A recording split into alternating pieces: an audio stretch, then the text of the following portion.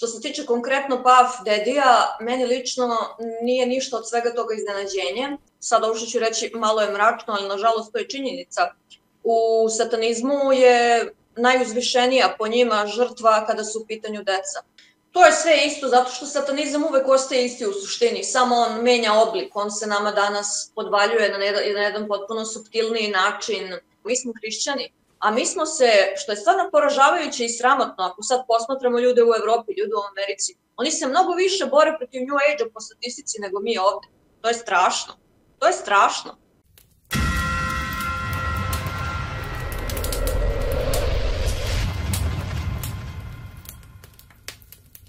Dobar dan poštovani gledalci, veliko vam hvala što pratite novu emisiju na kanalu. Ponovo je sa nama Nataša Bikić, pisac, publicista i ja mogu slobodno da kažem borac protiv novog svetskog poretka. Da li ti to smeta?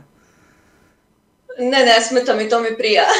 To. Tako da, Nataša, mnogo ti hvala što ćemo ponovo raditi novu emisiju, ovog puta sa nekim novim detaljima vezano i oko samog New Age-a. Možemo da, naravno, da pričamo i o novom svetskom poretku, satanizmu, ali ja bih te za početak pitao oko ove aktuelne teme vezano oko P. Diddy-a i svega onoga što se desilo. Ti si bila tako skoro na TV-u i pričala o tome. Da li je to po tebi iznenađujuće i da li može da se napravi paraleli sa Jeffrey Epsteinom?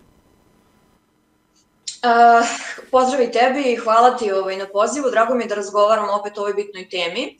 Što se tiče konkretno Puff Daddy-a, meni lično nije ništa od svega toga iznenađenje.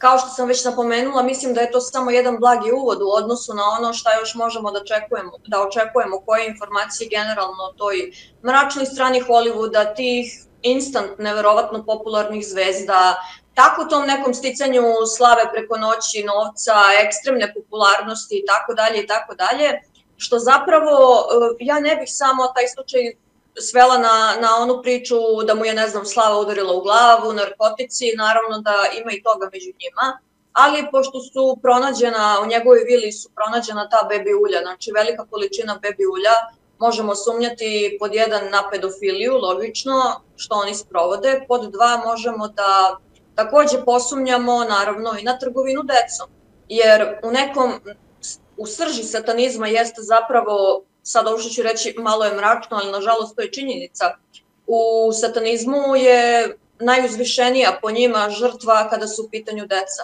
Treća kritična stvar je što su pronašli taj tunel tamo u njegovoj vili gde je najverovatnije vršena trgovina, najverovatnije decom, organima itd., to je po meni dosta kritičnije. Sad, zašto su problematične te njegove žurke? Žurke same po sebi među slavnima nisu problem, ali tu ima par interesantnih detalja, da je tu bilo mnogo orgija, bluda, naravno i narkotika. Jedan očevidac koji je bio tako, zalutao je na tu žurku, šta je radio, nemam pojma, rekao je da ono što je video među tim slavnim, poznatim facama koji mi gledamo, cenimo, poštujemo je zaista neverovatno i prosto da sve podsjeća na neki oblik satanizma. I šta još možemo da tu svedemo pod satanizmom? Ono što satanisti rade, a što je zapravo radio i sam reper, jeste to snimanje svih tih scena i onda da neko ne bi progovorio o tome šta se odvija na tim žurkama, on zapravo ima te video materijale pa ih onda ucenjuje, vidiš ako ti sad nešto kažeš o svemu ovome, mi ćemo da izbacimo ovo, ti ćeš biti kompromitovan, tako recimo ucenjuju članovi satanističkih sekti, one koji žele da izađu pa imaju te kompromitujuće materijale. Definitivno možemo to uporediti sa ovim slučajem sa Jeffreyem. Samo meni je malo sumnjivo što se to tek sada objavljuje, mislim da se to znalo mnogo ranije, mislim da su oni u to vrlo dobro upućeni, a sad iz kog razloga je to baš isplivalo sada, to već ne znam, ali činjenica je da nikako nisu čista posla i da svi ovi ljudi, odnosno slavni koji su bili na tim žurkama, ako ćemo da govorimo o Beyoncé, Jay-Z-u, tako tim nekim ljudima koji su otvoreno priznali da su članovi te duboke države, možemo nazvati kako hoćemo, da li su iluminati ili šta god, nije ni bitno, ali su članovi, oni to ni ne kriju. Samo je sad pitanje kako ćemo mi to da tumačimo, da li kao neku puku slučajnost, što nikako nije, ili kao dejstvo nečega mnogo mračnijeg i dubljeg, što je tek na nekom početku otkrivanja i razotkrivanja. Tako da, eto. Pa evo, ne znam, jesi sigurno i primetila i od ranije, mislim, pazi, taj P. Diddy je te žurke pravio još od 90. godina, znači, prvo on je možda čak jedan od prvih ljudi koji je izmislio tu, kažemo, kao belu žurku, kao white party i sve to. Znači, to je sve od njega krenulo u tom kontekstu, svi su bili kod njega i sad odjednom on je u celoj toj priči, da kažemo, to neko žrtveno jagnje, iako naravno ne negiram sigurno da su na tim žurkama se radile svakakve stvari. Pa šta misliš, da li je to po tebi podmetnuto sa jedne strane zapravo da možda se desi da završi kao Jeffrey Epstein, kao da je navodno izvršio samoubistvo, u suštini pričaju da je bio ubijen jer je mogao da kaže ko je sve bio na tim ostrvima, kao što je Didi mogao da kaže ko je sve bio tamo na tim žurkama i šta su radili. Pa naravno da, zato što je već otkriveno da su tu bili kod ovog Didija i političari, da je on sarađivao sa Clintonovima i tako dalje, to nije nikakva tajna, da je čak mnogima pomagao da dođu na taj neki politički položaj. Tako da je logično da su svi oni umreženi i povezani. Naravno da on sigurno neće dobro proći niti slavno završiti, odnosno male su šanse, upravo zato što može da progovori ko je sve bio tamo, koga može da iskompromituje. Najveći problem je što su bili političari, jeli, naravno da oni neće sigurno dopustiti da on to tek tako otkrije. Tako da je slična priča kao sa Jeffreyem, međutim ono što je zabrinjavajuće jeste da je samo ovo uvod, čini mi se jedan blagi uvod u odnosu na ono šta se zaista sve dešavalo tamo i da čak nije sve ni prikazano. Tako da možemo mi to sad da tumačimo kao, ne znam, neku puku slučajnost, ali u konsultaciji sa nekim ljudima koji dosta više razumeju o sektama kažu da je to dejstvo čistog satanizma i da je pola Hollywooda u raljama svega toga, to više nije nikakva tajna, tako da ništa čudno. A misliš, na primjer, da je na tim žurkama i bilo nekih satanističkih elemenata u smislu da nisu samo bile, da kažemo, te neke orgije, nego da je bilo baš, na primjer, prinošenja žrtvi ili tako nešto? Pa vrlo je moguće, čim su oni pronašli bebi ulje u velikim količinama, čim su tu tuneli dole raskopani za očigledno transport, da li dece ili nekih organa, naravno da je tu bilo svega i svačega. I sad naravno mi nećemo sigurno nikada imati uvid u sve to jer bi to bilo zaista stravično. Tu bi se dovela pod pitanje cela tamo i politička scena i sve živo, ali naravno da je i to bilo deo svega toga. Samo što je to. Nama je zapravo prikazana blaža varijanta. Nekako mi se i čini recimo da je taj P. Diddy bio vrlo uticajan u tom pogledu, da mislim da je čak i kontrolisao neke političare. Video sam snimak recimo kada je podržavao kampanju Baracka Obame, video sam isto i videoklip gde je Donald Trump čak pozitivno govorio o njemu, tako da očigledno da je bio jako uticajan i da se zakrčio sa nekim koji je bio mnogo moćniji od njega u tom kontekstu i da je vjerojatno zbog toga i završio ovako kako je završio. Jeste, istina, definitivno, ali činjenica je da to sve što su radili je velika istina. Recimo, interesantno, Justin Bieber je prisustvovao sa svojih 13-14 godina na tim žurkama kao dete, koji je čak u nekim intervjuima govorio o nekom zlostavljanju od strane, pošto mu je on bio menadžer, taj reper, znači bio mu je menadžer dugi niz godina i to je onako vrlo zabrinjavajuće, jer i vidi se kroz njegove intervjue kada govori o toj tematici da mu uopšte nije lako da priča o tome, tako da to je samo blagi uvod u odnosu na ono šta je tu sve bilo. Sama ta promjena kod Justina Biebera, onako simpatičnog klinca do danas vrlo jedne traumatične osobe, na kraju krajeva je on i sam u dosta iskaza pričao koliko mu je vera u Boga pomogla i sve to, dakle on je vjerojatno prošao neki jako turbulentan period, zapravo vidimo da je sve povezano sa P. Didijem i njegovim žurkama, tim po znacima navoda, da je on sa 15 godina, je li tako, bio sa njim?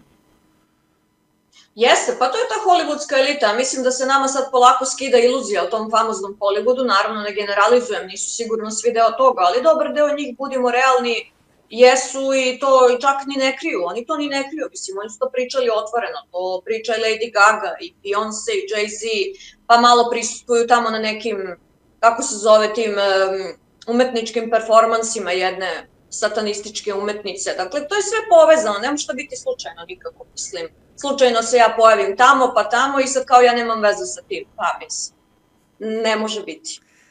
Jeste, a ne znam si primetila recimo da se baš neke krupne stvari dešavaju u Americi, evo sad ovo, pričali smo oko Epsteina i od tog ostrva, da se sve tu razotkrile te neke stvari, P. Diddy i baš smo ja i ti pričali o tome, skoro je bilo kako je neki lik ušao u one šume Bohemijana pa je sve tamo snimio i to oko one sove i to gde se pretpostavlja da se tu prinosile neke žrtve, da kažemo ti uticajni ljudi u Americi. Tako je, i on je tu uspeo da snimi zaista jedan onako jezivu tu satanističku ceremoniju, ako tako mogu da nazovem, i ne znam šta je bilo kasnije sa tim dečkom, ali je baš kontroverzan videoklip i zaista je neverovatno. To sad sve postepeno isplivava na površinu i činjenica je da odavno tamo vlada sila koja nije dobra i samo sad je pitanje šta će se sve već razotkrivati. Pitali su me baš kada sam gostovala u toj emisiji da li mislite da je ovo samo uvod u ono što će se tek otkriti. Ja kažem da, ovo je delimičan samo uvod i prikaz, mislim da će još puno toga izlaziti na površinu i nažalost to je tako. Evo, meni je Simonida bila prošli put gost i sama njena knjiga U zagrljaju princa tame je meni jako interesantna po naslovu. Pa šta misliš, koliko je traumatičan zapravo zagrljaj tog princa tame? Šta on nudi ljudima? Ovako, veliki pozdrav za Simonidu, bio je divan intervju. Što se tiče, ja sam čitala tu knjigu i preporučujem svima da je pročitaju zato što je napisana po istinitim dešavanjima, vrlo edukativan materijal, potresan ali edukativan. Zagrljaj princa tame, šta on nudi ljudima? Pa nudi slavu, lažnu moć, nudi ekstremnu količinu gordosti, nudi tako neke ovozemaljske blagodati koje su kratkotrajne, ali pa zapravo nudi sve što nudi ovaj svet, ali zauzvrat ti uzima dušu i pitanje je da li ćeš je više ikada vratiti. Tako da Zagrljaj princa tame je jeziv, ali šta je problem? Nije problem sam taj princ tame, problem je svest koja je trenutno takva, ljudska svest, koja očigledno želi taj zagrljaj tog princa, što pokazujemo svi generalno svojim postupcima, delima možda ne konkretno ti i ja, ali po ljudskoj reakciji kada se priča o tim stvarima, generalno o satanizmu, o svemu tome što ta istina mora izaći na površinu, vidi se da su ljudi ostrašćeno postali vezani za sve to i to je zabrinjavajuće u cijeloj priči i mnogo me više to brine nego sam taj princ tame, jer činjenica je ako si na pravoj ispravnoj strani da ti imaš oružje da se boriš protiv toga, ali ja vidim po ljudima i ljudskoj svesti da ipak oni žele tog princa tame trenutno i to je ono što mene brine u cijeloj priči. Ne samo to, nego da li smatraš, na primjer, da sve ima svoju cenu? Da li smatraš, na primjer, da đavo nudi ljudima nešto, ali za sve to moraš da prihvatiš neku cenu? I da su ljudi svesno prihvatili neku cenu zarad, ne znam, nekog materijalnog stanja, moći, ne znam, ili tako dalje, i tako dalje. Naravno da jesu i to masovno, ali to je zbog toga što smo postali alavi, pohlepni, gordi, što želimo sve sada i odmah, što želimo sve na brzinu, što su nam postale bitne isključivo materijalne stvari, što smo izgubili neke osnovne duhovne vrline kao što je empatija, kao što je uopšte težnja za ljubavlju. Pogledaj koliko danas ljudi teže za ljubavlju. Ne, njih zanima dobra karijera, dobra lova, dobra kola, žene za jednu noć ili kod žena nešto drugo je definitivno na prvom mestu, da se ostvare na nekim drugim aspektima. Znači, to samo pokazuje da smo izgubili one vrline koje su nekada bile na prvom mestu. I onda kada odstupi ta sila koja je dobra, dolazi ona koja je loša i nudi ti neke, da kažem, prividne iluzije koje vrlo kratko traju i svi ti ljudi koji su stekli na brzinu neke velike stvari, uspehe i tako dalje, izgubili su dušu, a duša nema cenu, duša je najskuplja. Za nju se vodi ozbiljna borba i ozbiljna bitka, ali to ljudi ne shvataju. Zato što smo postali takvi kakvi jesmo i to je nekako zabrinjavajuće u cijeloj priči. Kada je po tebi krenula era, da kažemo, tog modernog satanizma i da li smatraš da taj moderni satanizam ima neke veze sa satanizmom koji se radio u drevnoj istoriji, recimo kada su se prinosile ljudske žrtve, da kažemo, ti drevni narodi šta su radili? To je sve isto, zato što satanizam uvek ostaje isti u suštini, samo on menja oblik, on se nama danas podvaljuje na jedan potpuno suptilniji način, satanski prikaz satanizma, ali zapravo on je uvek isti. Tako da sve ovo što se dešava nije ništa novo, to se uvek dešavalo kroz istoriju ljudima.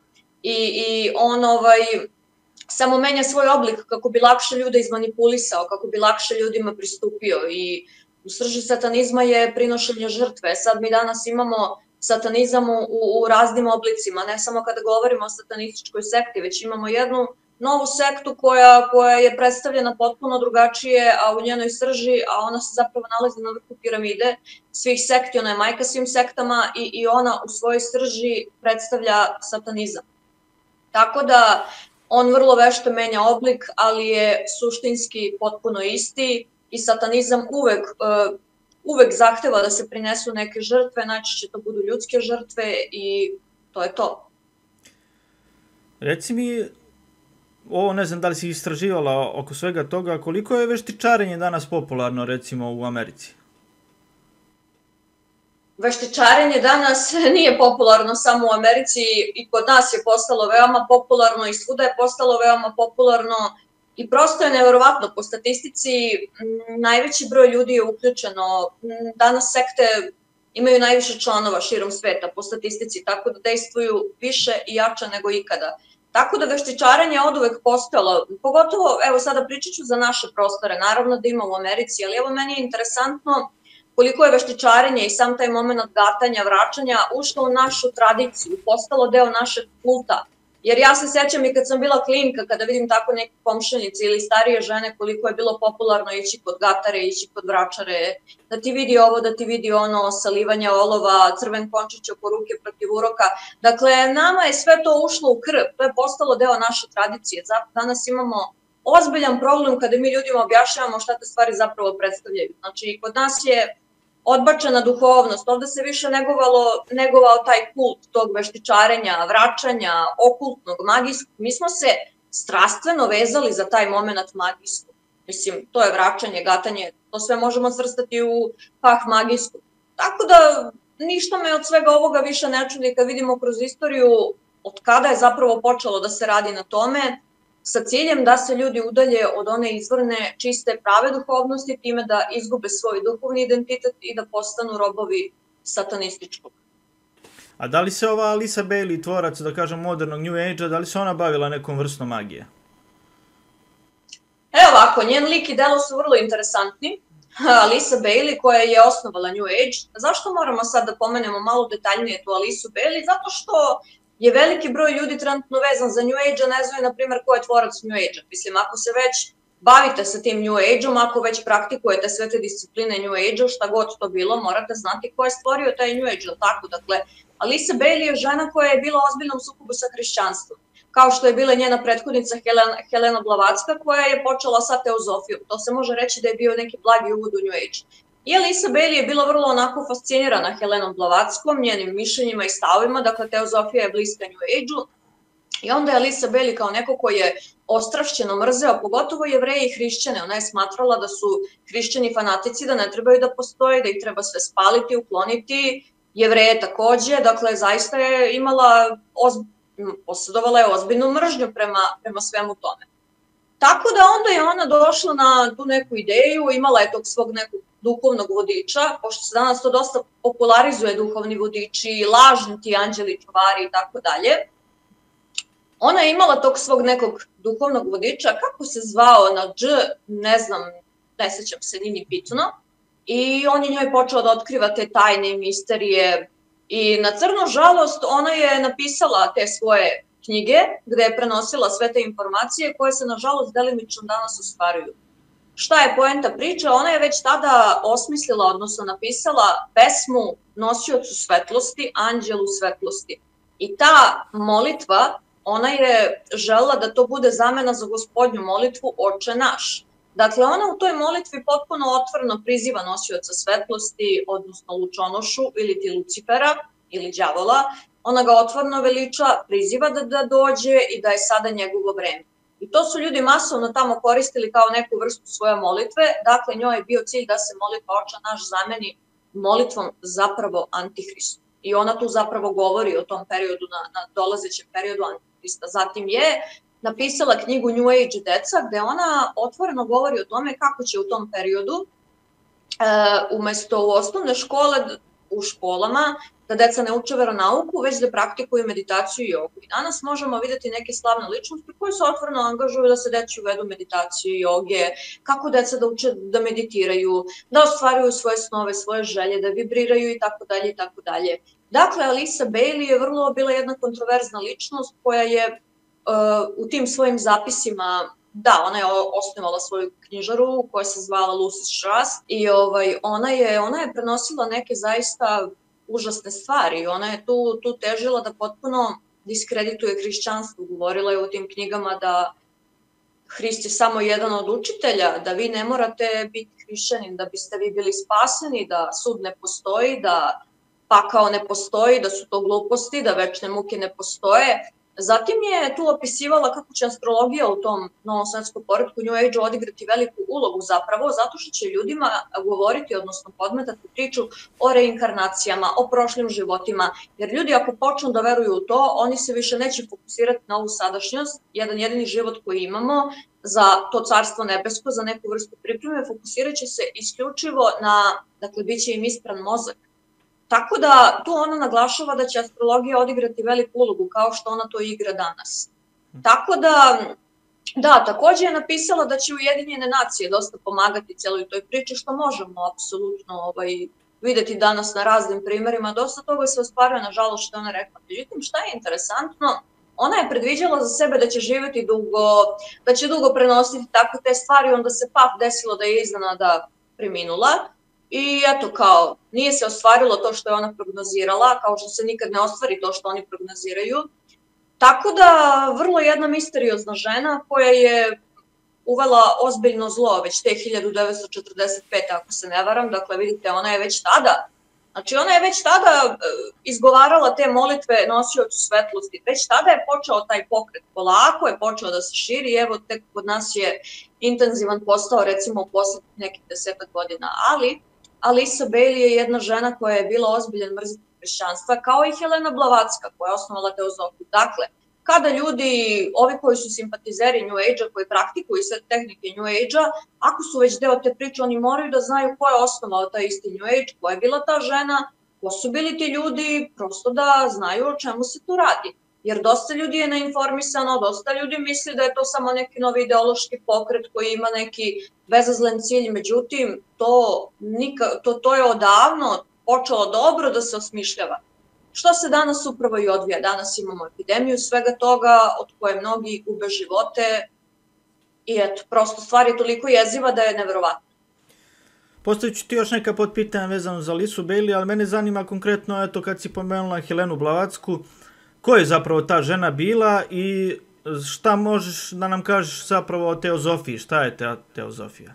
Pa ona je pre ove Alise Bailey osnovala tu teozofiju, ona je pisala tako neke mistične knjige, gde se dosta promoviše New Age, promovišu se te reinkarnacije, prošli životi, promoviše se zapravo komunikacija sa duhovnim vodičima, kako i nju je isto, jel te, nadahnuo neki sumnjivi duhovni vodič koji je tako otkrivao tajne u životu, kako će dolaziti nove generacije, kako je vreme da dođe nešto sasvim drugo, hrišćanstvo više nije popularno. Dakle, sve ovo što govorimo o New Age-u i o osmišljenom konceptu Alise Bailey možemo zapravo preneti na Helenu Blavatsku, naravno sa nekim izmenama, ali ta žena je isto bila vrlo onako gnevna i ljuta, inače ona je bila hrišćanka, ali ona je prezirala hrišćanstvo. I da bi se na kraju ispostavilo da je da je umirala teškom mukom, ali da je bila pomirena sa tim istim hrišćanstvom. I od te teozofija je bila inspiracija zapravo da se to nastavi prenositi od Alise Bailey i tako je skup svega toga nastao je taj New Age. Međutim, da, bili su tu još neki saučesnici koji su osnivali te New Age magazine, časopise, na primjer Dimitrije Mitrinović koji je bio takođe hrišćanin i još ne znam ko, pa zatim možemo vidjeti u književnom smislu ko je sve prenosio New Age, na primjer Hermann Hesse je zaista bio veliki umetnik, ali ja ga ne volim zato što je on počeo u književnosti da prenosi New Age, da prenosi te priče, ne znam, o šamanima, o tim stvarima, on je naravno bio književni velikan, ali ja ga iskreno ne volim zato što je on prenosio šta je prenosio i on za mene nije nikakav veliki književnik. Zatim, sa druge strane, u današnje vreme imamo tu New Age, da kažem, limunadu, nije toliko agresivno promovisanje New Age-a, ali može se svrstati u New Age, na primjer Paulo Coelho, alhemičar i tako dalje, svojim onim knjigama. Imamo mi čitav spektar tih ljudi koji su prenosili New Age, tako da ima ih zaista mnogo. Neil Donald Walsh je čovek koji je napravio veliki uspeh, u materijalnom smislu samo naravno, koji je tvrdio da je razgovarao s Bogom, kome se javio Bog, pa je on napisao te svoje knjige, što je zapravo... Te knjige su toliko mračne da ja u periodu i kada sam bila simpatizer New Age-a nisam mogla tek tako da ih čitam. Zato što se vidi, tu se agresivno promoviše okultizam, zatim je u saradnji sa Esther Hicks još jednom koja je zajedno sa svojim suprugom Jerryem Hicksom i dan danas promoviše New Age i veliki je New Age majstor. Njih dvoje su, odnosno Esther i Neil Donald Walsh su snimili jedan audio materijal koji je jeziv, gde oni ljude ubeđuju, znači vi ste sami sebi bogovi. Nema Boga, vi ste bogovi i to je to, kraj priče. To su njihove šarlatanske gluposti, međutim veliki broj ljudi posećuje njihove seminare, veliki broj ljudi njima veruje, snimaju se filmovi po njihovim knjigama i situacija je zaista nategnuta po tom pitanju, tako da ima ih mnogo. Pa imamo na našem Balkanu, jel te, isto pojedine primere koji da kažem, preslikavaju, ne mogu da ih imenujem jer eto, po zakonu oni mogu da me tuže ako ja njih imenujem i to je to razlog zašto ne mogu, ali mislim da ljudi znaju u kakvima se to radi, koji odvode veliki broj ljudi u duševne bolnice, međutim to još uvek nije toliko dostupno javnosti i ljudi nisu upozoreni. Pa imamo ovde kod nas, to je frapantno ovde u Beogradu koliko se razvijaju ti astrološki instituti, astrološke škole, odakle potiču ti novi guruji koji isto ljude smeštaju u duševne bolnice, koji nelegalno prodavaju planetarne esencije, kapi, od kojih ljudi bivaju bolesni mentalno i fizički. Tako da je, stvarno im se ne zna broj, ne mogu sada sve i da nabrojim i da ih se setim. Uglavnom, evo sad su nedavno baš počeli da šire lančane poruke. Baš je mom drugaru stigla pre neki dan poruka, ti si izabrani, kosmos te je izabrao da reši sve tvoje želje, manifestacije, ovo je trenutak, nemoj da čekaš, mislim okej. To sad mnogim ljudima deluje smešno, zvuči smešno, ali to je pasivna agresija, to je misionarenje, jer zašto ti meni dolaziš ako ja tebe ne tražim? To je poenta priče, tako da bih upozorila ljude da pripaze na te stvari i konstantno dolaze neki novi, što kod nas, što u svetu, da sprovode to neko svoje tajno znanje, da drže radionice, zaista im se ne zna broj. I ja sada kada bih počela da ih nabrajam, ne mogu da se setim svih. Ali, evo na primjer, da, ima onaj Bašar, da, to je vrlo isto jedna intrigantna ličnost, on je vrlo popularan, on bukvalno na tim svojim radionicama, i to je čak prikazano, postoji jedan videoklip u Udu kanalisane poruke, kako u njega ulazi taj njegov duhovni vodič, dakle prikazuje se otvoreno i on zatvori oči, utone u neko stanje hipnoze i počne ljudima da prenosi tako neke stvari iz New Age-a, dolazi novo vreme, zlatno doba vodolije, morate ovo, morate ono, vrlo zabrinjavajući. E sad, što se tiče konkretno teozofije, iskreno nisam preterano istraživala o teozofiji, ja znam samo da je to bio neki blagi, uvod zapravo u ceo koncept New Age-a i da je teozofija bila inspiracija Alice Bailey da osnuje taj pokret, jer kao što rekoh, ne mogu baš konkretno i precizno da definišem šta je teozofija, ali to je skup nekih raznih učenja. Helena Blavatsky je tu zapravo prenosila poruke koje je dobijala od svog duhovnog vodiča, znači u sekundu je to dolazilo, odnosno to je čisto kultizam, promovisanje magije, promovisanje svega toga, dakle ona je morala biti u dobroj konekciji sa tim nečastivim silama da bi ona prenosila sve te stvari. Knjige su je kao da čitate, ne daj Bože, satanističku Bibliju, dakle kada čitate te knjige imate tendenciju da se navučete i da počnete da verujete u te stvari, recimo kao i kada čitate Kastanedu. To su vrlo neki zabrinjavajući likovi. Njihove knjige po meni trebaju biti zabranjene, ali eto, nažalost nisu. A da te pitam, na primjer, sa neke psihološke strane, koliko su ljudi, recimo, danas skloni toj manipulaciji? Nekako mi djeluje da su mnogo naivni. Recimo, imamo primjere kako je Milan Tarot pričao sve i svašta onim ljudima koji zovu preko telefona i oni su bukvalno radili sve što im kaže. A jedan lik uskočio u frižider, izbacio svu hranu i tako dalje. Sad da ne nabrajam sve, gledalci vjerojatno su gledali nešto od svega toga. Pa da li, na primjer, sa te neke psihološke strane, da li oni tačno gađaju tu grupu ljudi, da li oni znaju otprilike tačno ko je sklon manipulaciji i naivnosti?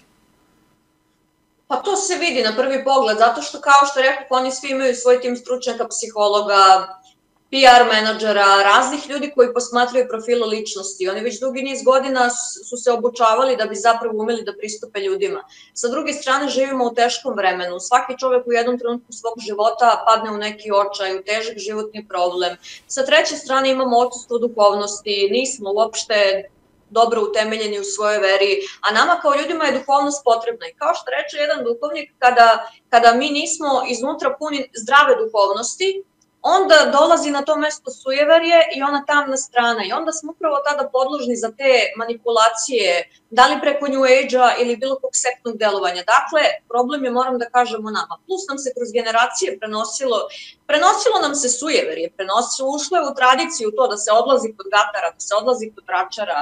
To nam je ušlo u krv, jer smo imali dugi niz godina tog komunizma. I naši preci, moram da kažem, nisu baš preterano odigrali dobru ulogu kada govorimo o nekom zdravom prenošenju vere na pravi način, o hrišćanstvu i o svemu tome. I naravno, mi kao ljudi u svakom periodu svog života, pogotovo kada nam se desi nešto malo, da kažem, onako stresnije, mi smo podložni upravo za te manipulacije, podložni smo za te priče, jer evo ženi, na primjer, koja je izgubila svoje dete, ona kada dođe i kada joj se obrati neka motivaciona govornica, ja ću ti pomoći da se vratiš u svoje prvobitno stanje, ne brini, bit će to sve dobro, i tako je navlači, jadna žena koja je doživjela veliki gubitak i teret, naravno da će se prikloniti takvima, tako da oni zloupotrebljavaju težinu vremena u kome živimo i ljudsku svest koja je u nikad gorem stanju. Mi živimo na vrhuncu te tehnologije i svih tih otkrića, a mi smo na polju svesti psihološke i duhovne vekovima unazad, što se zaista vidi po ljudima, i oni su izabrali idealan tajming da deluju, da stupe na taj teren.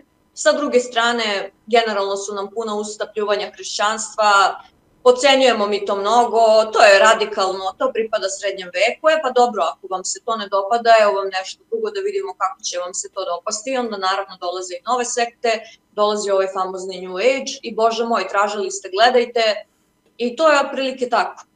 Da, veliko ti hvala, Nataša, na svojoj ovoj priče, ali eto, ja sam se setio malo pre kad si pomenjala Ujedinjene nacije, pa bih ja, eto, pročitao sam nešto vezano oko Alice Bailey i uopšte povezivanja njenog sa Ujedinjenim nacijama, da ona kaže zapravo, mislim, generalno oko teksta, kaže, organizacija koja može i mora da se posluži pobedi plana su prema Baileyevoj i njenim sledbenicima Ujedinjene nacije, koje će pomoći stvaranju nove duhovnosti i pravilno rasporediti svetska bogatstva, da bi postala osnova jedinstvene svetske države na čelu sa Maitrejom.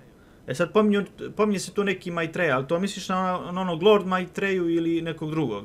Pominjao se taj neki lik 80. Mislim da da. Pa mislim da da, to je sve umreženo i povezano. Robert Miller, učenik Alice Bailey i osnivač škole bezvremene mudrosti u Arlingtonu, u Teksasu, bio je pomoćnik generalnog sekretara Ujedinjenih nacija, pošto, pazi, to sam još i ranije negde video, da oni zapravo pričaju da će Antihrist da bude prvi predsjednik Ujedinjenih nacija, pošto do danas imamo samo, jel tako, generalnog sekretara. Pa da li je to sve možda i povezano da ta Baileyeva i ceo taj cilj oko Ujedinjenih nacija zapravo ide u tom smeru da zapravo Antihrist bude prvi predsjednik Ujedinjenih nacija? Nekako mi to sve ima neke logike. Naravno, to sve liči i sa ovim trenutnim dešavanjima i to apsolutno možemo povezati sa tim. Dakle, početak cijele te priče inspiracija jeste Alice Bailey sa tim svojim, da kažem, konekcijama i umrežavanjem sa političarima, sa tako nekim moćnicima, da bi se taj plan sproveo u potpunosti. Međutim, kada govorimo o New Age-u ili novom svetskom poretku, plan je da on dejstvuje na više nivoa, iz političkog, iz duhovnog, emotivnog, psihološkog, jer prosto atakuju sve što je vredno u ovom datom trenutku. Deca, brak, porodica, emotivni deo, mislim, postali smo emotivno osakaćeni, to nije nikakva tajna. Psiha je u strašnom padu kod mladih ljudi. Zatim, na duhovni deo dejstvuju najviše, jer kada vi izgubite svoj duhovni identitet, kada vam se obriše taj duhovni identitet, vi ste pogodno tlo da se zapravo, da postanete provodnik te sile. Jer ono što forsira taj New Age je da ti postaneš provodnik svetlosti na zemlji. Ne, to nije nikakva svetlost, već da ti postaneš provodnik te njihove volje na zemlji, a to ćeš postati ako nemaš dobro utemeljen svoj duhovni identitet.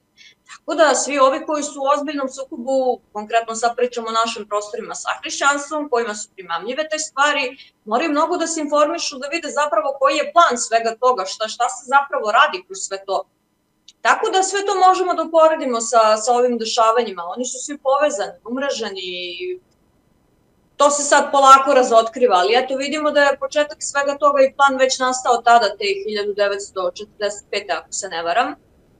Tako da je to sve povezano. A da li recimo onaj Šandor Lavej, da li si možda nekad videla oko nekih njegovih teza što je pričao, da li on bio pobornik te Alice Bailey, da li je ikad pominjao ili je samo pominjao recimo još ranije Alistera Crowleya? Pa, on je napisao satanističku Bibliju, dakle prvi čovek koji je napisao satanističku Bibliju i osnovao satanističku crkvu i sad je nasledila tu satanističku crkvu njegova ćerka koja je isto satanista. Nije on pominjao Alisu Bailey, ali sva uverenja koja stoje u satanističkoj Bibliji, odnosno njegova uverenja, potpuno su preslikana sa uverenjima New Age-a i onoga što je zapravo pisala Alisa Bailey. Tako možemo dovesti, i tu se zapravo pravi ta spona između New Age-a i satanizma. Dakle, sve te stvari protiv kojih se bori Alisa Bailey u svojim knjigama, u svom pokretu, protiv istih stvari piše i Anton Šandor Lavej. Dakle, iskoreniti hrišćanstvo, iskoreniti islam, ne verovati u Hrista, to je glupost, to je radikalno. Ne znam, praktikovati mantre, praktikovati astrologiju, reinkarnacija, sloboda, apsolutna slobodna volja. Sve to promoviše i New Age. Tako da je to potpuno povezano. I što se tiče Antona Šandora Laveja, on je bio dosta neki kritičan lik. On je skončao, koliko znam iz nekih izvora, mučeničkom smrću, zaista. I te stvari su zaista opasne. On je veličao dosta Alistera Crowleya, mislim da sam negde pročitala da je Crowley bio deo te njegove satanističke crkve. I eto, oni su, pritom Crowley je čovek koji je, to je, ja mislim, jedan od prvih ljudi koji su napisali knjigu o osnovima astrologije, o osnovima tarota, o magiji, o terapiji narkoticima, sve je to zapravo New Age. Sve to što je on pisao, on je bio satanista, sve to New Age, sve to sprovodi New Age. Čak oni nisu ni morali da se poznavaju lično, oni su sprovodili jedan te isti koncept. S tim što je New Age, ja potpisujem, ok, otvoreni satanizam je najagresivnija sekta, tu nema priče, ima najviše žrtvi, ali New Age dejstvuje na nivou pojedinca i New Age deluje vrlo suptilnije i perfidnije i dolazi pod drugom parolom i zbog toga je neuporedivo opasniji, možda čak i od otvorenog agresivnog satanizma, zato što se sakriva, zato što dolazi pod nekom drugom parolom i zato što atakuje svakog pojedinca. Ovo tamo su neke organizacije zatvorene, moraš da dođeš do njih i tako dalje ili ona do tebe nije ni bitno, a ovo je jedna otvorena, da kažem, liberalna sekta koja potpuno sprovodi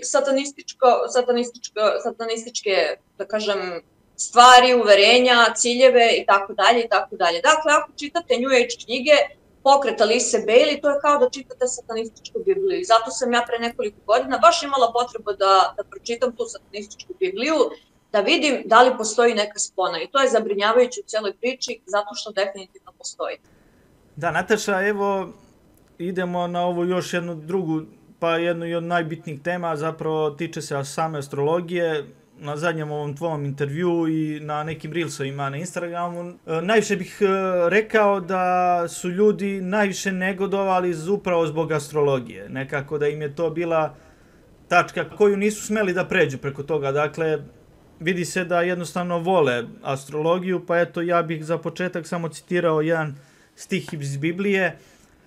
Šta Bog zapravo misli o samoj astrologiji i isto ću i to da te pitam, da li onda eto ti ljudi koji su zaraženi astrologijom, oni smatraju eto da je Biblija falsifikovana, da to više ništa ne važi, da je ukinuta, pogotovo taj Stari Zavet i ostalo. Eto, ja ću samo da citiram taj deo iz pisma. Kaže Gospod, znači 5. Mojsijeva od 10. do 13. stiha.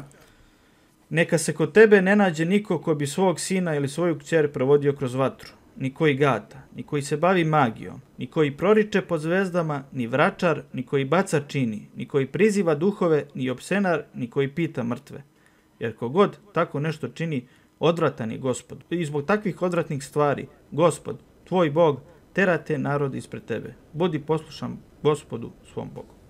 Evo, mislim, pazi, u pismu sve lepo piše, znači, bukvalno možemo tezu kroz tezu da vidimo šta je sve zapravo taj New Age, znači, gatanje, magija, proricanje, vračarstvo, čini, prizivanje duhova, dakle, prizivanje mrtvih ljudi, ni opsenar, ni koji pita mrtve. Znači, bukvalno imamo sve, ceo koncept u New Age koji u tom trenutku, dakle, vidimo da su ti drevni narodi radili te stvari. Da. Pa evo, zabrinjavajući uvid da su ljudi kroz te upravo komentare pokazali, ne samo kod mene, već svako ko počne da iznosi neke činjenice o astrologiji, o okultizmu, nije sad samo što da sam ja u pitanju. Čak bi mi bilo lakše da oni imaju nešto lično protiv mene, da im se ja ne dopadam, pa su zbog toga bili takvi komentari, već to samo nažalost pokazuje i daje uvid u to da smo došli do jedne eskalacije kada smo toliko postali vezani za magiju, za astrologiju, za ono što je protivno Božjim zakonima i što nanosi štetu ljudskoj duši i što odnosi gomilu života.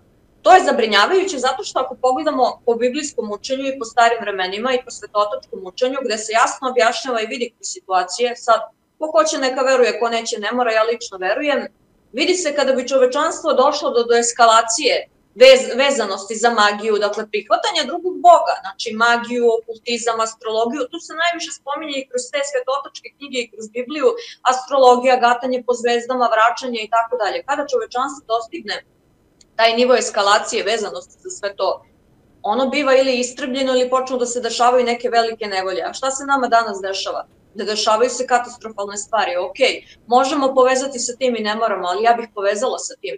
Tako da, kada govorimo o astrologiji, očigledno je da je to mnogima bolna rana. Kao što rekao, ljudi su toliko postali ostrašćeni i vezani za tu astrologiju, kao da je u pitanju ne znam šta. A ono što mogu da kažem povodom te iste astrologije, zašto sam ja konkretno najviše, slobodno mogu da kažem, atakovala astrologiju, zato što sam u svoje prošlosti se družila sa ljudima koji su se time bavili profesionalno, da se sada ne ponavljam. Ali šta je problematično u celoj toj priči? Ja sam posmatrala privatne živote tih ljudi koji su bili popularni, koji su gostovali u programima da govore o aspektima zvezda i tako dalje, ali na svom ličnom nivou su preživljavali pakao, bili su bolesni konstantno, psiha im je padala, dešavale su im se stalno ružne stvari. Šta to zapravo govori i objašnjava? Po mišljenjima nekih duhovnika sa kojima sam kasnije pričala, to je, sad zvučeće grubo, ja nemam pravo to da kažem, jer svi smo mi u jednom trenutku kažnjavani, ali to je kazna Božja. To je kazna Božja. Ti kada se baviš magijom, kada se baviš proricanjem, ti sebe stavljaš na ulogu Boga. A to ne sme niko da radi od nas, jer to nije predviđeno za nas, ta demonska moć, te stvari. Znači, čim ti uđeš u tu priču, ti flertuješ sa nečastivim. I to je strašno kažnjavano. Kažu da je to jedan od gorih grehova i opasnijih. I zašto sve ovo pričam? Ja ne pričam ovo da bih atakovala konkretno astrologiju. Ja bih bila najsrećnija da neko ko se time bavi počne da se preispituje, bar donekle, jer imam dosta iskustva sa tom astrologijom. Ljudi koji su se time bavili profesionalno, sam malo da završe u duševnim bolnicama, jedva su izašli iz toga. Neki su i završavali u duševnim bolnicama, neki su bivali stalno bolesni, pod neobjašnjivim okolnostima. Odlaze, rade pretrage, medicinske rezultate, sve je u redu, ali oni nisu dobro. Šta mislite, šta je to? Opet neko će verovati, neko neće verovati. Ja lično verujem, jer sam imala bliskog susreta sa tim stvarima. Zatim, nakon emisije na gostovanju na TV Kuriru, ljudi su mi pisali, jedan dečko mi je napisao, otvorio se, rekao je da se bavio 10 godina astrologijom, meditacijom i jogom i da je preko toga zapravo ušao u satanističku sektu. Preko toga je ušao u satanističku sektu, ponavljam, i to isto su praktikovali i tamo. I jedva je izvukao živu glavu, jedva je uspeo da se spasi putem hrišćanstva. Zatim mi je napisala jedna žena poruku da joj je brat koji je bio zaglavljen u raljama joge i astrologije.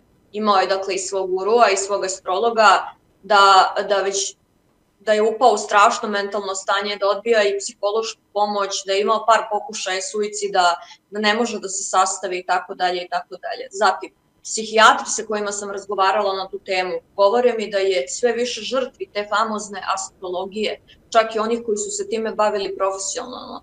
Evo, izdvojila bih primjer ove ne znam iz koje države devojka, odnosno žena Angela, ne znam kako se preziva, koja je priznala otvoreno na jednom podcastu na internetu da se dugo bavila veštičarenjem, raznim vrstama magije, astrologijom, jogom, meditacijom i tako dalje, da je preživela pakao, da je jedva ostala živa i ona sad, žena, izlazi i raskrinkava astrologiju, govori kako je sve to zapravo deo posla sa nečastivim, da je jedva sačuvala život, da se jedva spasila i ona koja je imala ozbiljan ugled, imala je ozbiljnu moć, novac, popularnost, izašla iz te priče i pobegla je glavom bez obzira. I čini mi se da ljudi u Evropi ne samo da više raskrinkavaju ove stvari i rade na tome, i čini mi se da su mnogo bolje reakcije ljudi nego ovde kod nas. To bi trebalo da nas brine, jer mi smo, jel tako, mi smo hrišćani, a mi smo se, što je stvarno poražavajuće i sramotno, ako sad posmatramo ljude u Evropi, ljude u Americi,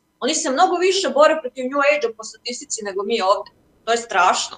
To je strašno. Oni nailaze na mnogo bolje reakcije od ljudi kada se govori o astrologiji, kada se govori o tim stvarima. Oni ljudi kapiraju o čemu se radi. Oni koji nisu hrišćani. A mi koji jesmo ovde, mi koji eto izađemo da kažemo samo istinu o astrologiji, jer sve ovo što ja govorim su neke činjenice koje su lako proverljivo. Dakle, ja ne izmišljam ništa. Međutim, zabrinjavajuće je da smo mi došli na taj stadijum mentalne svesti, da smo se toliko vezali za to gatanje, proricanje, magiju. Poražavajuće je da smo toliko vezani za to da kad neko izađe i samo iznese neke činjenice o tome, biva bukvalno verbalno kamenom. I to treba da nas brine, ne treba nas da brine priliv New Age-a i svega toga, jer opet kažem, ako si na ispravnoj strani ti ćeš umeti da se braniš. Ali mene više brine ova horda ljudi koja sa svojim reakcijama pokazuje da zaista ne ide u dobrom smeru. Ne ide u dobrom smeru za njih, jer kažem, ja sam imala lične primere tih astrologa koji su prolazili stravično. Ja sada pričam stvari koje su oni proživljavali u svom privatnom životu, mnogi mi ne bi verovali. Mnogi mi ne bi verovali, zato što je zaista strašno.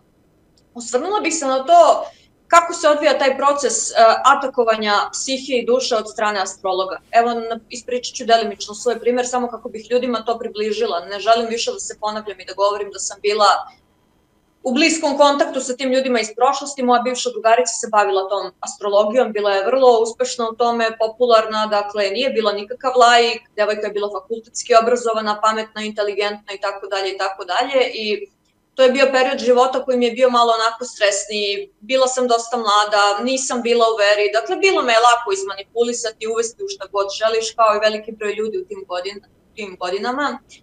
I zapravo imala sam jedan problem i eto, ona mi je radila natalnu kartu i sve te stvari. I šta se zapravo odvija kada vi dođete na konsultaciju kod astrologa? Ajde, govorit ću iz ugla žene, jer žene najviše vidi. Šta se zapravo dešava? Astrolozi svesno i nesvesno vrše atak i manipulaciju nad psihom u datom trenutku. Kažem svesno ili nesvesno, ali ipak to rade. Jer evo, na primjer, šta astrolozi pričaju najviše ženama, te stvari muškarcima malo ređe, ali ženama to najviše pričaju, jer ipak smo mi te koje smo najviše bile priklonjene tim stvarima. Govorim, evo na primjer kod mene šta je bio slučaj. Pa ja po ovim tvojim aspektima imaš potencijala, ali evo uklištena ti je devica u 7. kući, nećeš imati sreće u ljubavi, evo Venera ti u konjunkciji sa Saturnom, imaš neko prokletstvo. Dakle, kao što te gatara mami laže, izmišlja priču da imaš neko prokletstvo i crnu magiju, da bi ti dolazio stalno kod nje, da bi ostavljao pare da ti ona reši taj problem, tako isto to astrolog radi malo perfidnije. Jao, nisu ti dobri aspekti, vidi se da imaš punu karmu iz prošlog života, ovo nije dobro, i sad ovo možda nekima zvuči smešno, ali to je toliko stresno za osobu koja dođe u datom trenutku kada tebi neko kaže bukvalno sve najgore o tvom životu, da nećeš imati sreće u ovom, da nećeš imati u onom. I tako ti napriča te stvari, nešto pogodi, nešto ne pogodi i tako dalje. I onda te zapravo mami, ti postaješ zavistan u tom trenutku, da ti stalno dolaziš na te konsultacije, da vidiš aspekte, pobogu da čistiš karmu iz prethodnog života, da meditiraš, da radiš tapkanje, da čistiš čakre. A šta se dešava kada počneš to da praktikuješ? Dešava ti se pakao. Dešava ti se pakao, imaš stalno košmare, noćne more, sve dublje ulaziš u okultizam, gubiš duševni mir, gubiš duševnu čistotu zato što si ušao na teritoriju nečastivog. Tako da, a to piše u mnogim duhovnim knjigama, astrolozi snose i snosit će veliku odgovornost pred Bogom. Jer to je zastrašivanje kada ti, ne samo kada se staviš u položaj Boga, već kada Kada ti nekome, pobogu, kažeš da ga čekaju loše stvari, da mu neće biti dobro u ovome, da mu neće biti dobro u onome, to je greh. Čak i po našem zakonu, mislim član 101 ili 104, piše da je zabranjeno ljude uznemiravati astrologijom, tarotom. Znači, po zakonu je zabranjeno. Međutim, astrolozi imaju taj specifičan pristup, pogotovo astrološkinje, tako što konstantno mame ljude da im dolaze, svima pričaju istu priču, neće ti ovo ići, neće ti ono ići, bit će ti loše. Čekajte, pa to je uznemiravanje. To je uznemiravanje nekoga i zloupotreba nečije tanane psihe u datom trenutku, lošeg životnog perioda. Ok, ja kažem, odgovornost je na meni, ja sam bila ta koja je to poverovala, koju je to interesovalo, ne svaljujem ja krivicu na druge. Ali opet, ne možemo da kažemo da ti astrolozi ne prave fatalnu stvar. Nije poenta ako je neko krenuo prema paklu da ga ti ovako gurneš prema tom istom paklu. To nije poenta, znači to ne sme da se radi. Tako da je velika odgovornost na njima i prosto mogu da se bune koliko god žele, ali ja sam lično poznavala te ljude, znam kakav su pakao živeli i prošli, znam da se više ne bave tim stvarima, da su se jedva iščupali ili da posledice osjećaju i dan danas. Znam da je po duhovnim knjigama najstrože su kažnjavani oni koji su se tim stvarima bavili, zato što je to atakovanje nečije duše, atakovanje nečije psihe. Slobodno mogu da kažem iz svog iskustva. Da, od momenta kada sam počela da verujem u astrologiju, da sve to praktikujem na sebi, iako sam bila laik u svemu tome, da je počeo haos da mi se dešava u životu. I da ljudi koji su se bavili astrologijom su stalno bili bolesni, nije im bilo dobro i to su bile neke neobjašnjive stvari, neobjašnjivi fenomeni.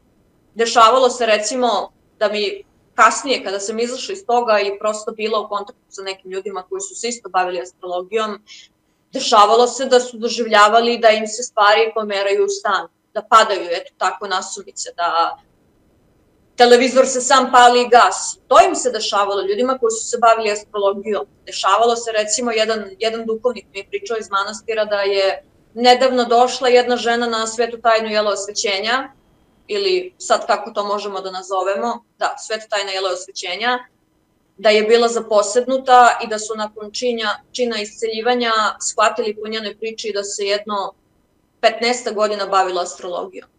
Tako da, u kom pravcu vodi astrologija, u kom pravcu vode sve te stvari, procenite sami. Tako da, ne znam šta bih više dodala, osim da je situacija vrlo ozbiljna. Upravo kroz istoriju i po knjigama, opet ću se ponoviti. Kad god bi čovečanstvo došlo do tog stadijuma ekstremnog promovisanja, ne samo astrologije i gatanja i vraćanja, ali astrologija se najviše spominje, zato nju najviše negde i spominjem. I se dešavale strašne stvari ljudima, jer to je po duhovnosti duhovna prostitucija. Telesna prostitucija je dosta blaža od duhovne prostitucije, jer ti tada opštiš sa nečistim duhovima. Tako da tu stvari uopšte nisu naivne i ono što mogu da potpišem je da astrolozi, neko ko se bavi astrologijom, donosi prokletstvo prvenstveno sebi i svoje porodici i drugima. Lično sam se uverila, posmatrajući njihove živote, i zato je negde moja ljudska odgovornost, a ujedno i hrišćanska, da prenesem istinu. Kome ta istina smeta, ako smatra da sam ja zbog toga loša što govorim istinu, ok, ja ako nešto pogrešno govorim ili radim, ja ću da snosim odgovornost bez brige, ali ako je Biblija protiv toga, ako je hrišćanstvo protiv toga, ne vidim zaista potrebu, oni koji to brane definitivno nisu na strani hrišćanstva, zna se na čijoj su oni strani, zašto imaju potrebu da se bune, zašto imaju potrebu sve to da govore i to je to. Isto bih i ovo volio da mi objasniš, isto meni to sa jedne strane nije jasno.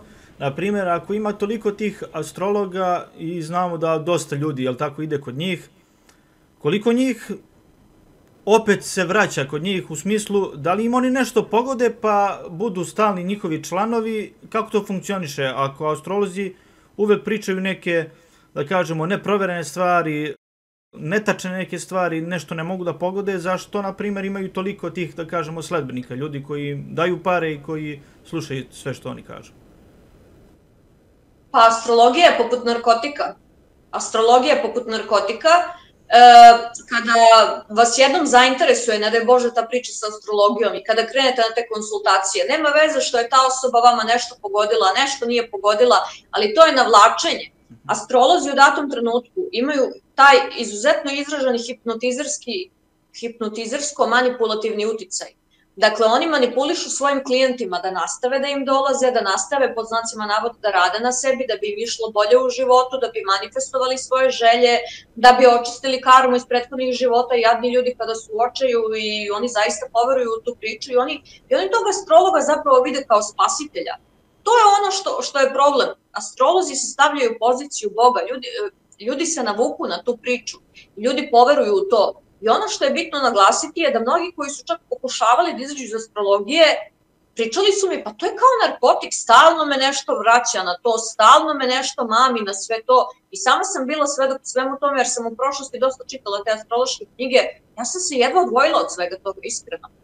Jedva. Što znači da je zaista to nešto, ok, imaju astrološke škole, instituti svoje, psihologije, PR menadžere, znaju oni kako da pristupe ljudima, znaju oni kako da manipulišu ljude, ali ono što je problematično je to da svaki astrolog ima hipnotizerski uticaj i to je zato što ljudi steknu poverenje, imaju potrebu konstantno da dolaze, da daju ako treba i poslednji dinar, s jedne strane u očaju su, u nekom su problemu, stalo im je da reše taj problem, a sa druge strane astrologija je navlakuša sa koje se čovek vrlo teško skida. Zato je meni jasno zašto ova grupacija ljudi koja se tako buni kada pričamo o astrologiji, zašto tako burno reaguje. Njima je svakodnevnica da se bave svojim aspektima, da vide šta im zvezde predviđaju za danas, za sutra, a nemaju predstavu šta se zapravo krije iza svega toga i da je čovek viši od zvezda. I evo dok još pričamo o astrologiji, opet bih spomenula primer Janje Todorović, knjiga Čovek je viši od zvezda, žena koja se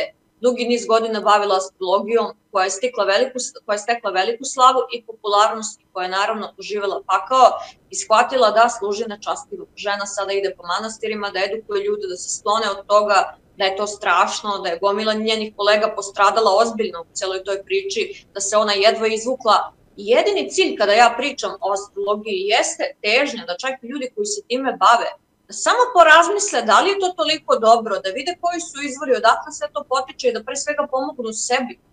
To je to. Da, Nataša, opet i sa te neke psihološke strane što ti kažeš, zašto, eto, čak i negiraju, eto, Bibliju, govore da je, da kažemo, falsifikovana, da je izmenjena, naravno, stalno pominju tu inkviziciju, kako je, eto, vršila zločine, a znamo, eto, naravno, da kakvi inkvizitori su imali veze sa Bogom i Biblijom, nisu imali nikakve, mislim, Bog im ništa nije rekao od toga da treba da rade. A opet sa druge strane, jel tako, malo pre smo i pominjali da zapravo neki astrolozi govore, eto, pozitivno o Hristu, kako je on bio dobar i ostalo, pa šta nam može sve reći o svemu tome? Pa što se tiče posmatranja astrologa generalno o hrišćanstvu i Bibliji, oni da imaju neko adekvatno znanje i utemeljeno, oni nikada ne bi bili na strani astrologije. To je ključno. I naravno da kada su na toj pogrešnoj strani, oni moraju da stvore neki odbrambeni mehanizam. Moraju da stvore neki gard prema tome, jer ne daj Bože da poveruju u tu priču sa hrišćanstvom, da zaista poveruju u reč Božiju. Oni bi onda morali, to je ljudska slabost, oni bi onda morali cijelo svoj život da dovedu u pitanje, kao čekaj, ja sam cijel život promovisao astrologiju, bavio se nečastim stvarima, ljudi su slabiji, ne smeju da preuzmu odgovornost. A šta znači čitanje Biblije i suprotno hrišćanstvu? Pošto je ono dosta po sebi radikalno, ali je istinito i to je poenta priče. I ne može slab čovek, ne može neko ko je kukavica pa čak i ako pogreši, da dovede sebe u stadijum, da počne da se preispituje, da se osudi ako pogreši, da se pokaje pre svega. Zato je tim ljudima poprilično jednostavnije i lakše da oni tako kažu, ma šta hrišćanstvo pripada srednjem veku, šta to je glupost, ovo je nešto novo, ovo je nešto bolje. Evo, na primjer, kad smo već kod toga, ja, na primjer, u tom periodu, kada sam izašla iz astrologije i cele te priče, ja kada sam rekla tadašnjoj prijateljici koja se tada bavila astrologijom, znaš, ja sam čitala Bibliju, hrišćanstvo je protiv toga i tako dalje, mene sve ovo brine, meni ovo liči na sektu. Ja sam iskreno dobila podsmeh i ruganje od strane astrologa u smislu to pripada srednjem veku, kakav Hrist, kakve gluposti, kakvi bakrači. Epilog te priče je da je bio 2 godine nakon toga, ta ista devojka izašla iz astrologije i vratila se u hrišćanstvo. Dakle, obrni okreni, poenta priče je ista. Sad, zašto neki kao nemaju ništa navodno protiv hrišćanstva? Pa ja poznajem neke velike astrologe i guruje i tako dalje.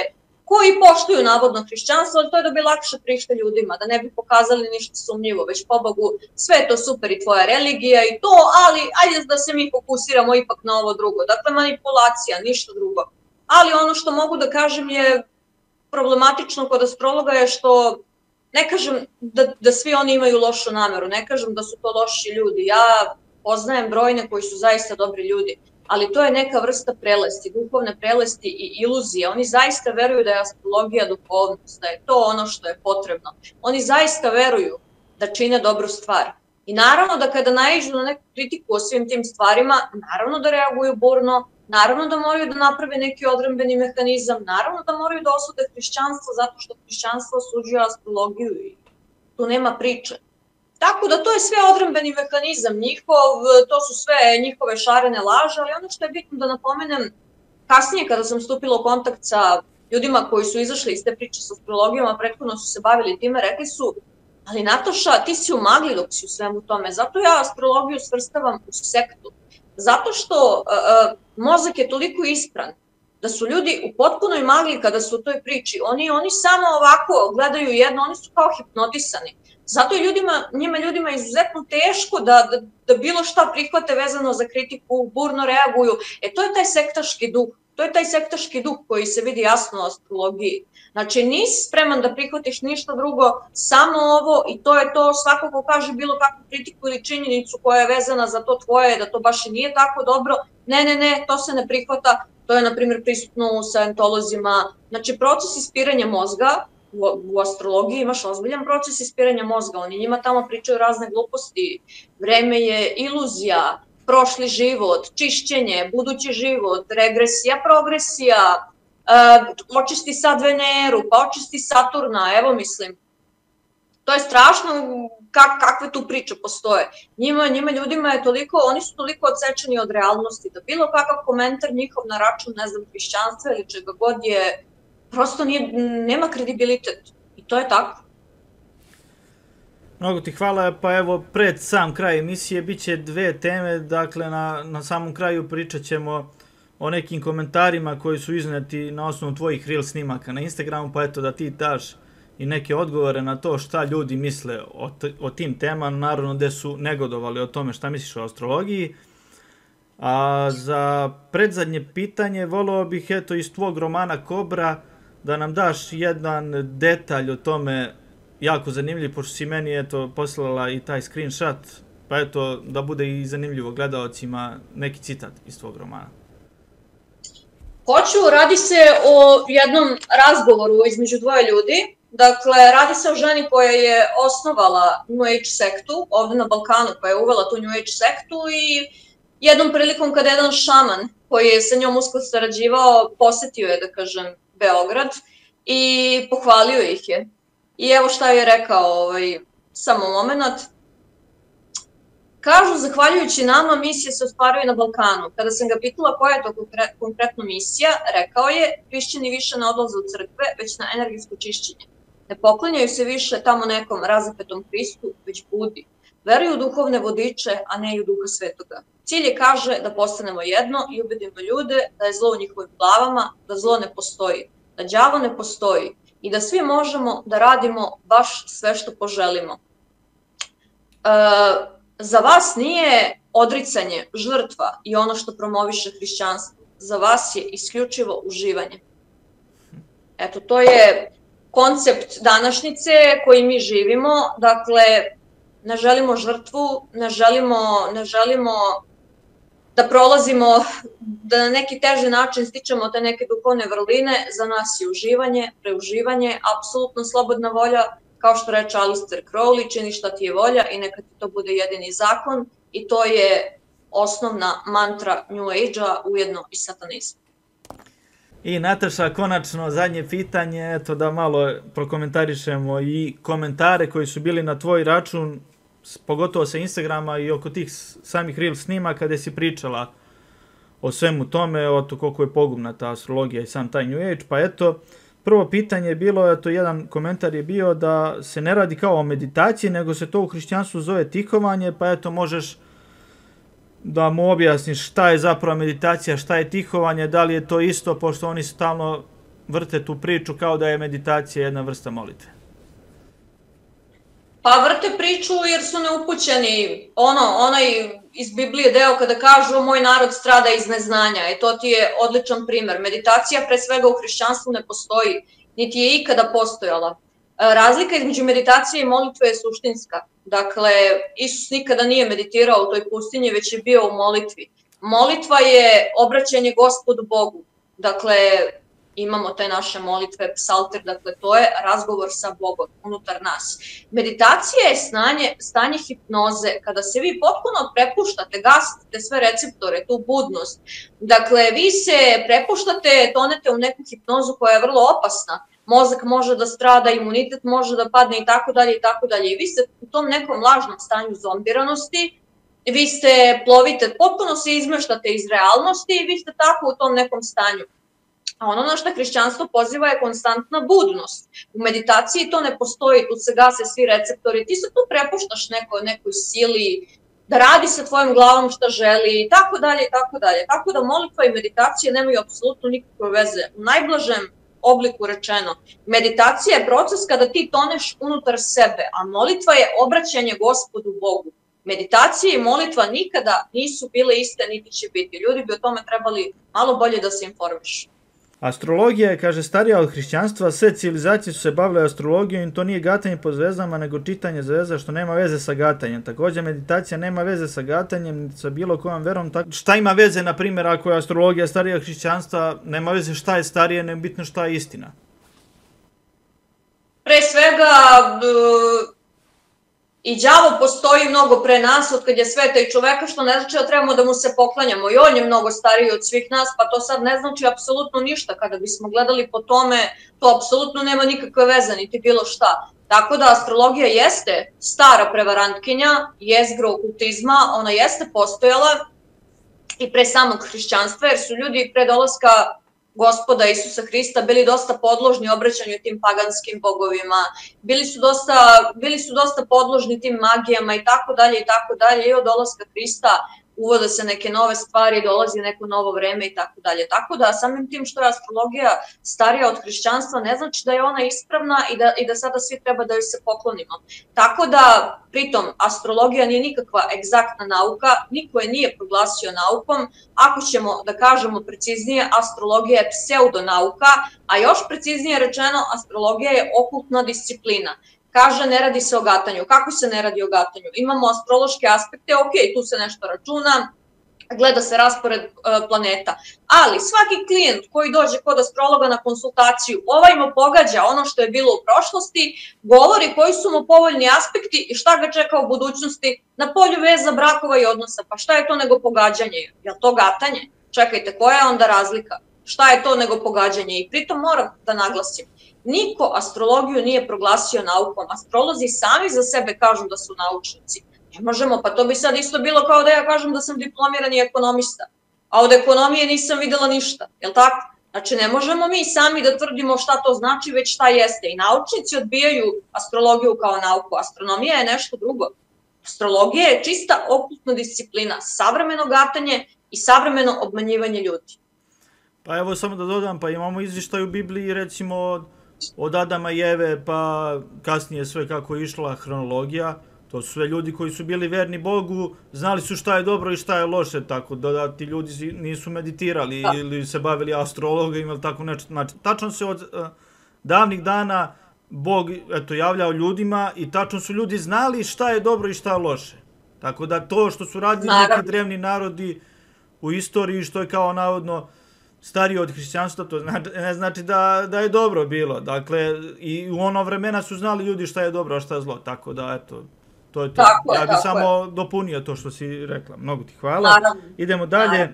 Eto, ova neka gospođa ili lik, ne znam, ima dužu kosu, nisam uspio da vidim ko je, kao navodno smeje se i kaže meditacija proširuje svest. Pa eto, da li meditacija proširuje svest? Kao neko ko je praktikovao meditaciju 2,5 godine i kao neko ko poznaje ljude koji su praktikovali 10 godina, proširuje svest toliko da odvodi ljude u duševne bolnice. odvode i kod psihijatra i psihijatri ne mogu dugi niz godina da im pomognu. To jest meditacija budi anksioznost, budi depresiju, izopštava iz realnosti. Meditacija sama po sebi ne može da proširi svest, ako posmatramo laički. Sednite vi u taj jedan položaj, utonite u stanje hipnoze, šta se tu odvija, kako se vaša svest proširuje. Svest se po nekom našem biblijskom duhovnom učenju proširuje kako vi vremenom rastete na tom duhovnom polju i da kažem, po gospodnjoj proceni vi zadobijate blagodati Duha Svetoga, zadobijate neke nove informacije, sazrevate, prolazite kroz žrtvu, kroz iskušenja i tako se proširuje svest, ali to se stiče teškom mukom i to je ono što nam hrišćanstvo objašnjava, a ne tako što ćeš ti da sedneš ili ćeš da legneš, stvorit ćeš oči, pa ćeš da zamišljaš vortex, pa ćeš da zamišljaš manifestacije i ti si proširio svoju svest, ali ljudi koji su površni, koji žele duhovnost bez Boga, naravno da im je jednostavnije da počnu da se tapkaju, da odu na jogu, da odu na meditaciju, nego da krenu nekim težim putem, ali definitivno ispravnijim i da malo stvari posmatraju iz realnog ugla. Tako da, kao neko ko je imao iskustvo sa meditacijom, garantujem da ne proširuje svest, garantujem da ljudi koji su je praktikovali imali su konstantno paralize sna, imali su teške padove psihe. Tako da, šta meditacija donosi, a koliko odnosi, to treba svakako proveriti. I da objasnimo od prošlog intervjua vezano oko paraliza sna, da paraliza sna nije samo povezana sa time što se čovjek bavi nekim okultnim disciplinama, može čovjek i da ima paralizu sna, da je recimo i hrišćanin, dakle kao neka vrsta opomene iskušenja ili kako god.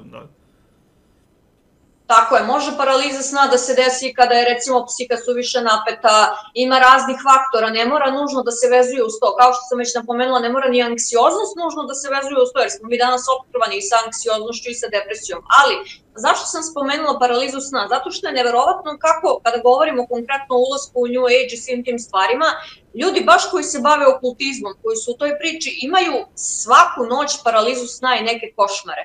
Znači, to je dosta izraženije kada je neko u toj priči, nego kada neko iz nekog potpuno drugog razloga to ima. Dakle, ne mora nužno da se vezuje uz to, ali je definitivno prisutno. Volio bih eto i da prokomentarišeš isto kako su ljudi površni u smislu da gledaju samo ono što je s polja, na primjer, eto sad sam ja tebe zvao u emisiju i sad će oni da vide sad, na primjer, tvoju tetovažu, pa zašto su ti veliki nokti. Šta imaš da poručiš za takve ljude, što, na primjer, gledaju takve neke stvari, a ne gledaju šta pričaš? Pa ne znam da li uopšte bilo šta što bih prokomentarisala i poručila, da li bi im doprlo do svesti.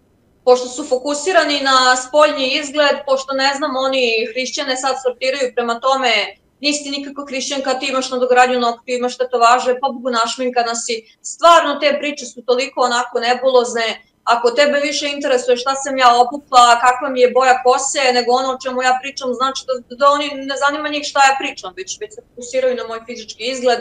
Površni su, mi živimo u eri površnosti, instagrameri, tako da ništa mi to nije čudno, ali mislim da kada se govori o ovako ozbiljnim temama, da bi bilo pametnije da svoj fokus stave na neke bitne priče i teme, nego na to kako neko izgleda, kakvu boju kose ima, onda neka idu na ove beauty vlogove, beauty programe, pa tamo neka gledaju, oni su ljudi za to, neka ocenjuju, neka budu modni žiri i tako dalje. To je to. Iako za kraj intervjua nismo se dogovarali ništa da te ovo pitam, eto, mislim da će i gledalcima biti interesantno ovo pitanje što ću da te pitam, kako mogu da dođu do tvojih knjiga, kako mogu da se naruče knjige, gde da te kontaktiraju? Ovako, putem mog sajta natašabikić.com, tamo imaju sva uputstva preko kontakt telefona, Vibera ili Whatsappa, imaju tamo i odlomke iz romana, naravno putem Instagrama, putem Facebooka, Gmaila, zavisi sad šta ko koristi, uglavnom mi se ljudi javljaju putem sajta, odnosno preko kontakta telefona koji je tamo postavljen, tako da vrlo je jednostavan proces i to je to. Evo, ja ću, dragi gledalci, u dogovoru sa Natašom da ostavim u prvom pisanom komentaru da li njen Instagram, da li njen broj telefona koji mogu ljudi da se jave, da naruče knjigu. Ima dosta knjiga, tako, ti si sada i skoro objavila svoj zadnji roman, eto, može samo ukratko malo o njemu, da znaju ljudi o čemu se radi.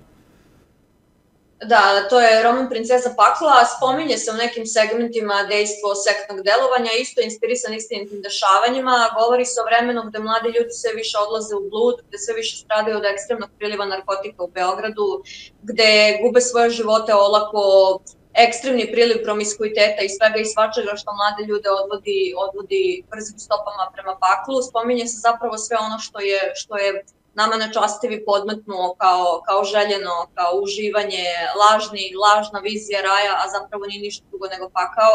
Inspirisano je nekim istinitim pričama nekih beogradskih klinaca ovde koji su upali u te ralje narkotika, bluda, sekti i tako dalje i koji su prošli kako su prošli i mislim da je korisno upravo zato što je inspirisano nekom istinom. Radi se naravno i o poremećajima ličnosti, o mentalnom zdravlju, o psihopatiji, uhođenjima i tako dalje i tako dalje, tako da eto, još jedan roman inspirisan nekom vrstom istine o svima nama na neki način. Nataša, mnogo ti hvala na ovom intervju, pre svega hvala Bogu na ovome što nam je dao istinu o svemu tome, koliko su zapravo New Age tehnike opasne i koliko ljudi ne bi smeli da praktikuju te stvari, tako da mnogo ti hvala na svemu i naravno vidimo se u nekom sledećem intervju. Naravno i hvala tebi puno.